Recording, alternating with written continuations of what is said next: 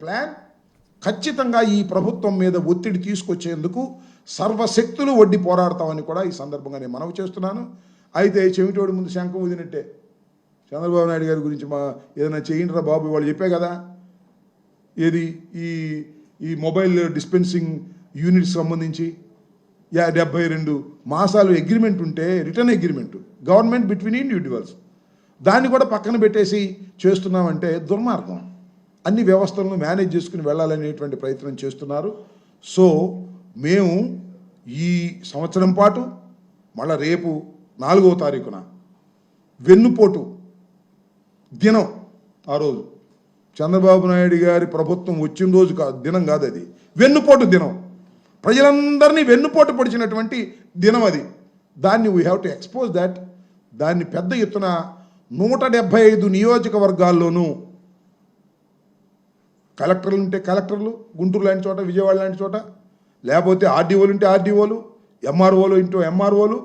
ఇదంతా ఏంటి? MRO memorandum ఇవ్వగానే ఎంఆర్ఓ గారు చంద్రబాబు పంపించేసి ఎమ్మటే ఈ సమస్య తీరుస్తాడని కాదు. We want to expose the situation. ఒత్తిడి తీసుకొచ్చేందుకు తీసుకువస్తున్నాం. కానీ చంద్రబాబు నాయుడు గారు ఎంత ఒత్తిడైనా తట్టుకోగలుగుతున్నాడు. ఆయన కళ్ళు మూసుకున్నాడు కదా, డ్యాక్ కన్ను కాదు, గాడిది గుడ్డు కన్ను కాదు, అది మూసుకున్న కన్ను, అన్నీ చూస్తూ ఉన్నాడు. చూస్తూనే చూడనట్టుగా నటిస్తాడు. బెల్ట్ తీస్తా అంటాడు, బెల్ట్ షాపులు ఇచ్చవిడిగా బెల్ట్ షాపులు నడుస్తానే ఉన్నాయి. చంద్రబాబు నాయుడు గారికి మాత్రం తెలియదని మనం నమ్మాలా?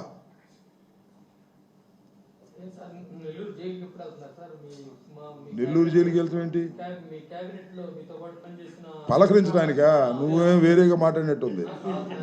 నేను ఎప్పుడు జైలుకి వెళ్తానో చంద్రబాబు లోకేష్ చెప్పాలి కానీ భలేవాడు నువ్వెప్పుడు, నేనెప్పుడు నేను నిర్ణయించుకు వెళ్తానా? వెళ్ళేటప్పుడు స్వామి నీకు చెప్పే వెళ్తాను, ఓకే? ఇంకా అనుకూలం, ఇంకా పడిన ఒత్తిడి వల్ల నిన్న మా సజ్జల రామకృష్ణారెడ్డి గారు వెళ్ళారు. అక్కడ కూడా ములాఖాతులు 2, 3 అట్లా ఉంటాయి. దానికి ఒక సిచ్యువేషన్ ఉంటుంది. వెళ్తాం తప్పనిసరిగా. మేము వెళ్తే మేము వెళ్తాం, మా పార్టీ వాళ్ళు వెళ్తే వెళ్ళి పలకరిస్తారు.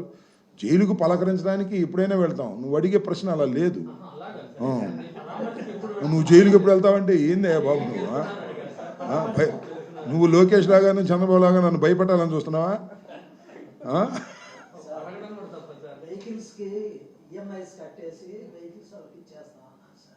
ఏంటేంటి?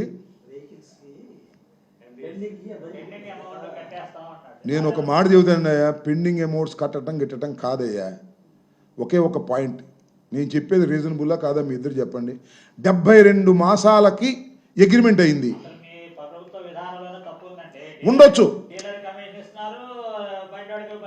That is a different.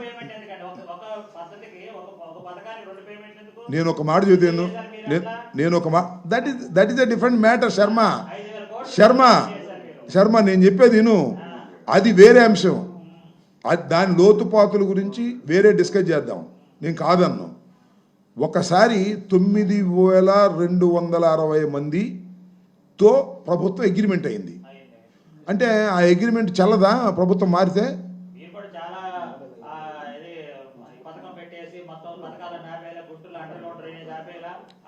అది దీనికి సంబంధం ఏందే స్వామి? అది నువ్వు అటగా శర్మ, నువ్వు ఇలా ఆర్గ్యూ చేస్తే నేను ఇంకోటి చెప్తున్నాను. కొద్దిగా నేను చెప్పేది నువ్వు కొద్దిగా అడిగేవాడు, నువ్వు కూడా బుర్ర పెట్టి ఆలోచించు. ఇను నేను చెప్పేది మైక్ నా దగ్గర ఉంది. నేను ఒకటే అడుగుతున్నా, 9,260 మందితో +1 డబల్తో ప్రభుత్వం అగ్రిమెంట్ అయింది. అది ఏ ప్రభుత్వం అయినా కావచ్చు. అది చంద్రబాబు ప్రభుత్వమా, జగన్మోహన్ రెడ్డి గారి ప్రభుత్వమా, వేరే అంశం. ప్రభుత్వం దిగిపోయిన తర్వాత ఆ అగ్రిమెంట్ నల్ అండ్ వైడ్ అయింది. అక్కడ చెప్పు నాకు కనవాయదు. నువ్వు డ్రైనేజీ మేము అవి మానేసాం, మేము ఈ మానేసాం, తీసేయి. ఈ ఒక్క పాయింట్ మీద చెప్పు నాకు. అదిగా నేను అనేది. నువ్వు అదే నువ్వు అట కదబ్బా. నువ్వు ఈ రకమైన ఆర్గ్యుమెంట్ చెప్తే నేను చెప్పలేను. మీ పేరేంటంటే, మీ తాత పేరేంటి అంటే ఏం లాభం? నీ పేరేంటి చెప్పాలి కదా ముందు. నో అందువల్ల ఇది నో ప్రభుత్వం ఇష్టం కాదు. మరొకసారి చెప్తున్నా, అగ్రిమెంట్ అయిన తర్వాత 72 మాసాల అగ్రిమెంట్ అయిన తర్వాత ఆ అగ్రిమెంట్ని వైలేట్ చేయటం ఏ ప్రభుత్వం వల్ల కాదు. ఇది చట్టం. మా ఇష్టం అంటే మేమేం చేస్తాం? డ్యాక్ అన్నా అని చెప్పిన నువ్వు కూడా చెబితే నేనేం చేయాలా? నువ్వు అదేమంటే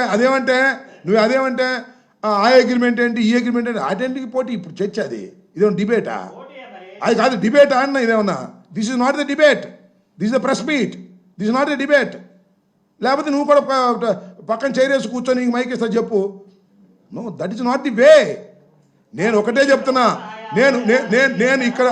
నేను ఇక్కడ చెప్పేది ఒక్కటి 72 మాసాలకు అగ్రిమెంట్ తీసుకున్నటువంటి 2,600 మందిది ప్రభుత్వం అర్ధంతరంగా తీసేయటం అన్యాయం అంటున్నా.